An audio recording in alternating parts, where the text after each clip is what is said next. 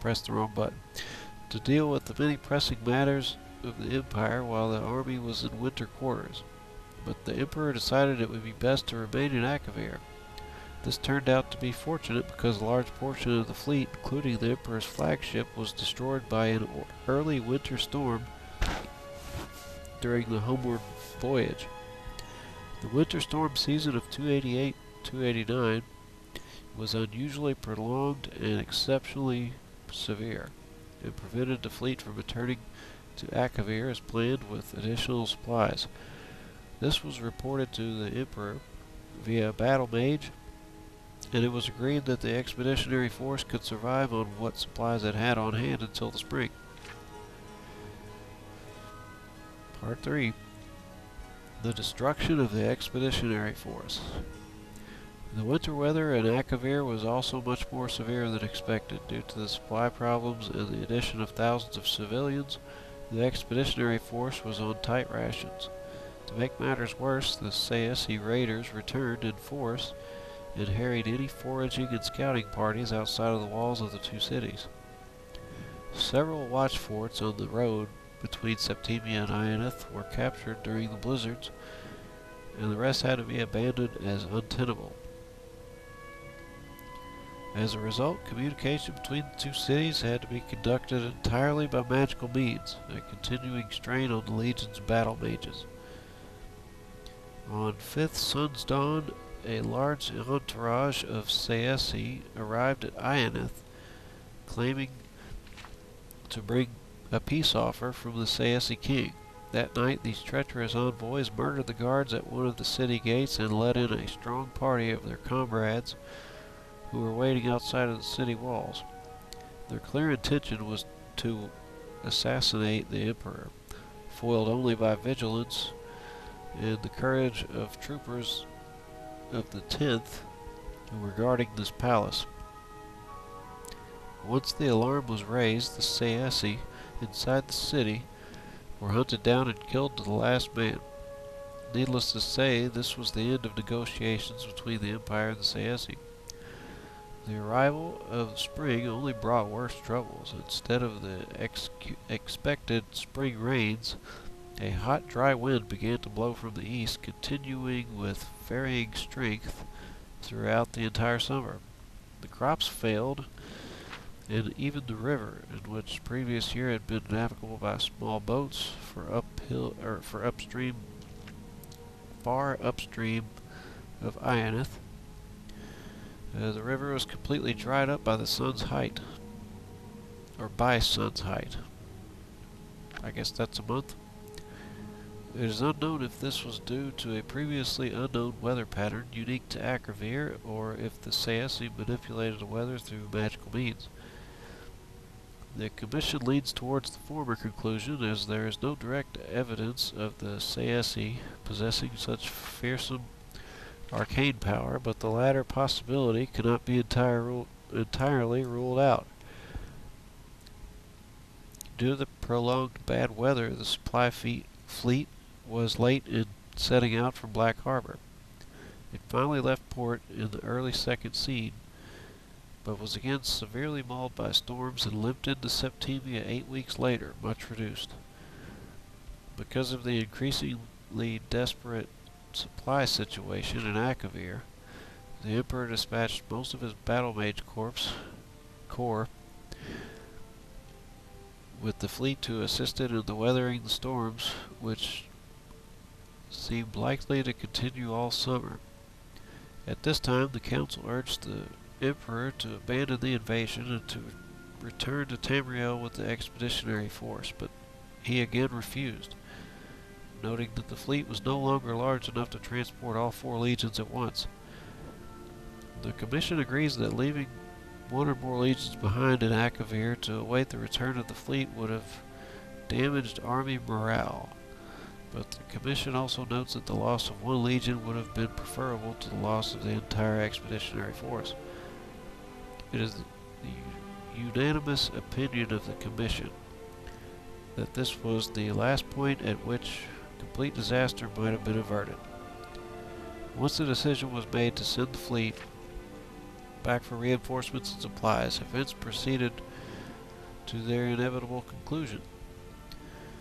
From this point on, much less is known about what transpired in Akavir, with most of the battle mages assisting the fleet. Communicating between the expeditionary force and Tamriel was limited, especially as the situation in Akavir worsened and the remaining battle mages had their powers stretched to the limit, attending to all the needs of the legions. However, it appears that the Saesi may have also been actively interfering with the mages in some unknown manner. Some of the mages in Akavir reported their powers being abnormally weak, and the mages of the War College in Cyrodiil, who were handling communications for the Council, reported problems linking up with their compatriots in Akavir, even between master and pupil of long training. The Commission urges that the War College make a particular study of the arcane powers of the Saesi should the Empire ever come into conflict with Akavir again. What is known is that the Emperor marched out of Ionith in mid-sun's height, leaving only small garrisons to hold the cities. He had learned that the Saesi were massing their forces on the other side of a mountain range to the north, and he intended to smash their army before it could gather full strength and capture their supplies, of which it was desperately needed. This rapid advance seems to have taken the Saesi by surprise, and the expeditionary force crossed the mountains and fell on their camp, routing the Saesi army and capturing its leader, a noble of some kind. But the Emperor was soon forced to retreat, and the legions suffered heavily on their retreat to Ionith. The Emperor now found himself besieged in Ionith, cut off from the small garrison at Septimia, which was also besieged. By this time it seems that the efforts of the few remaining battle mages were devoted entirely to creating water to keep the army alive, a skill not normally emphasized at the War College.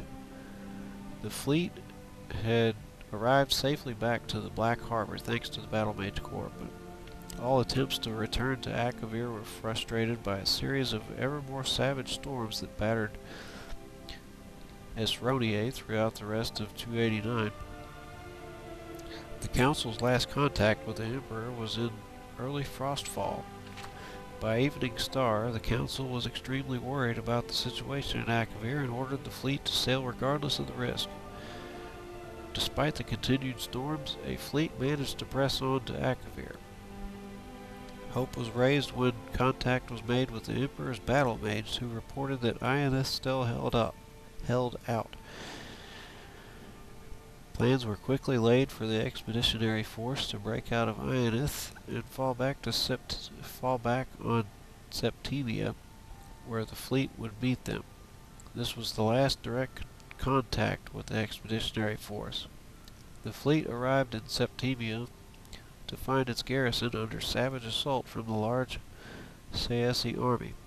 The battle mages with the fleet threw back at the enemy long enough for the survivors to embark and the fleet to withdraw.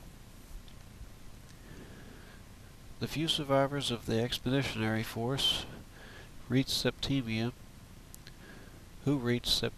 told how the Emperor had led the army out of Ionith by night 2 days earlier, successfully breaking through the enemy lines but then being surrounded by overwhelming forces on the road to Septimia. They told of a heroic last stand by the Emperor and the 10th Legion, which allowed the remnant of the 14th to reach Septimia. 2 survivors of the 10th arrived in Septimia that night, having slipped through the enemy lines during their undisciplined victory celebration. These men confirmed having seen the Emperor die cut down by enemy arrows as he rallied the 10th's shield wall. In conclusion, the Commission believes that the invasion of Akavir was doomed from the start for several reasons, none of which could have been foreseen beforehand, unfortunately. Despite an extensive intelligence gathering, the expeditionary force was clearly unprepared for the situation in Akavir. The unexpected weather, which plagued the army and navy, was particularly disastrous. Without a loss of the majority of the Far East fleet during the campaign, the expeditionary force could have been withdrawn in 289. The weather also forced the Emperor to assign most of his battle mage corps to the fleet, leaving them without their valuable assistance during the fighting which soon followed. And of course, the unexpected drought which struck Ionith during 289 dashed the hopes of supplying the army locally, and left the expeditionary force in an untenable situation when besieged in Ionith. The Saessi were also much stronger than intelligence reports had suggested. Information on the size of the army of the Saessi were eventually able to field against the expeditionary force is vague, as the only serious fighting took place after regular communications were cut off between the Emperor and the Council. Nevertheless, it seems likely the Saessi outnumbered the Emperor's forces by several times, as they were able to force 4 crack legions into retreat and then keep them under siege for several months. As was stated previously, the Commission declines to criticize the initial decision to invade Akavir. Based on what was known at the time, the plan seemed sound. It was only with the benefit of hindsight does it become obvious that the invasion had very little chance of success. Nevertheless, the Commission believes several valuable lessons can be learned from this disaster. First, the Saessi may have extremely powerful arcane forces at their command. The possibility that they may have manipulated the weather across such a vast region seems incredible, and it should be noted that three commissioners strongly objected to this paragraph even being included in this report. But the Commission believes that this matter deserves urgent investigation. The potential danger is such that even the slight possibility must be taken seriously. Second, the Saessi appear to possess no navy to speak of. The expeditionary force was never threatened by sea, and the Far East fleet fought nothing but the weather. Indeed, initial plans were called for a portion of the fleet to remain in Akavir for use in coastal operations, but in the event there were very few places where the large vessels of the fleet could approach the land due to the innumerable reefs, sandbars, islands, etc. that infested the coastal waters north and south from Septimia. Due to the utter lack of trees in the plain around Septimia and Ionith, the expeditionary force was unable to build smaller vessels which could have navigated the shallow coastal waters.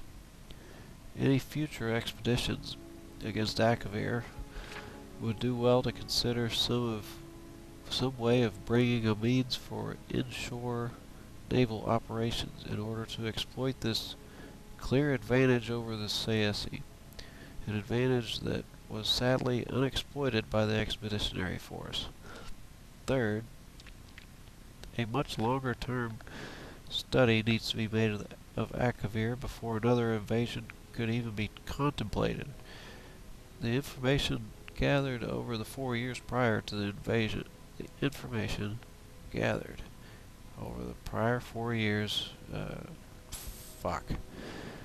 of the invasion was extensive, but clearly inadequate. The weather conditions were completely unexpected, the Saessi much stronger than expected, and the attempted negotiations by the Emperor with the Saessi was a disaster.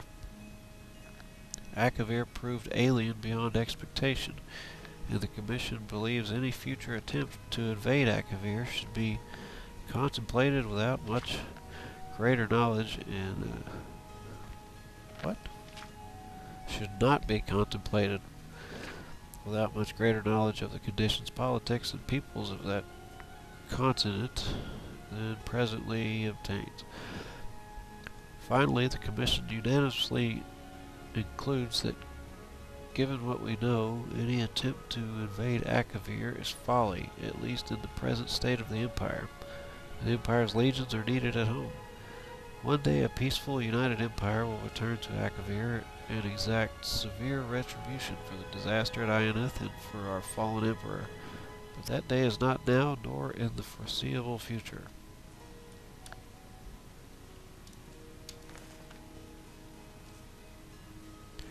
That was longer than I expected for a $3 book.